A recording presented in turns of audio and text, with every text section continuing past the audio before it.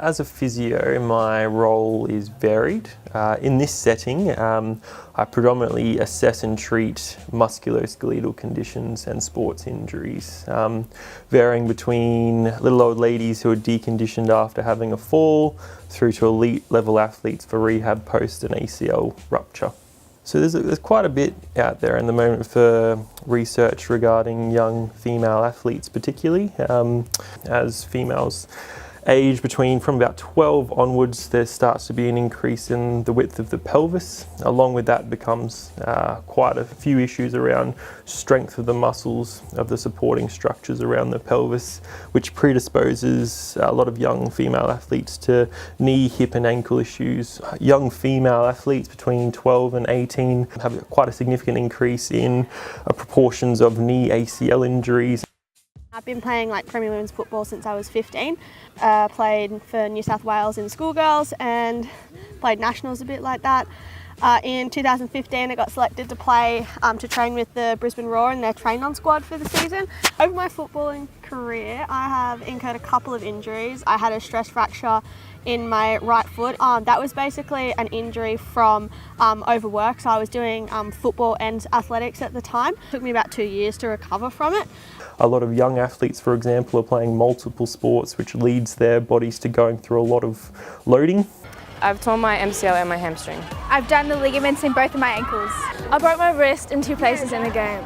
At the beginning of last season, I did my ACL in a game. I fractured the top of my tibia in my right knee, strained on my ligaments as well, and did my ATFL ligament in my left ankle. The other major injury I had was when I was in England playing. I was actually trialling with Millwall Football Club. It was my first training session and I went into a bad tackle and landed directly on the back of my hip and dislocated part of my hip.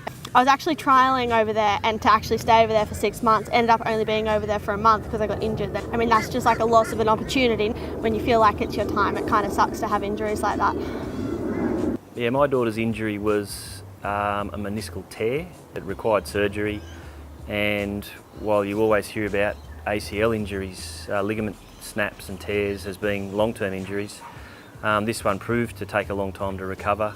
It was really interesting to watch our daughter in terms of the impact it had on her psychologically. She obviously loves her sport. Very important part of her life, and she wasn't able to do that for an extended period. If someone's had a significant injury, it can totally change your lifestyle. Through injury, depression can actually rear its head because people aren't doing what they love to do, which sometimes means they're not interacting with the people they love as much as they used to, being their friends a lot of the time. People are sometimes hearing that they're going to be out of their sport for 6 to 12 months. Well, being a huge participator in sport to start with, it was my life. I'd be training 6 days a week, everything like that. And from going from that to training not at all is like a huge letdown for any athlete. If that's your lifestyle, it's a whole different mental attitude you have to adapt to.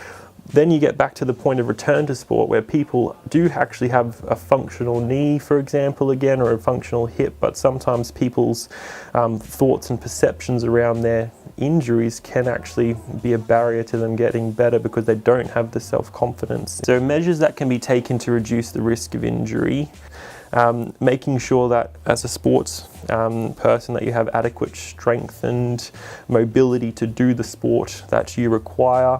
Getting good rehabilitation is a very important thing post any form of injury. A lot of mobility stretching to make sure that all my joints and muscles are all loose and even. When you don't realise how much damage you're putting on your body, even if you're not getting injured all the time, the stress on your muscles and bones and everything that's going on while you're playing these sports is actually a lot more than what you recognise. So it's really important to keep on top of things. So seeing an appropriate healthcare practitioner, your physio, for example, can be quite beneficial to reduce the risk of injury. One of the really significant lessons that was learnt the importance of injury prevention beforehand, before an injury, obviously to prevent an injury. We didn't realise the significance of that. And then after sustaining an injury, just how critical it is to do the hard work, to get in the gym, do the strength work.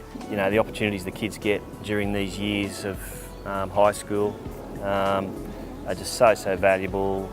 If they miss out on some of those important memories by being injured, you know, it's just devastating. And impress on your kids that they've got to do the work, absolutely critical. Girl, you know I like you. Girl, you know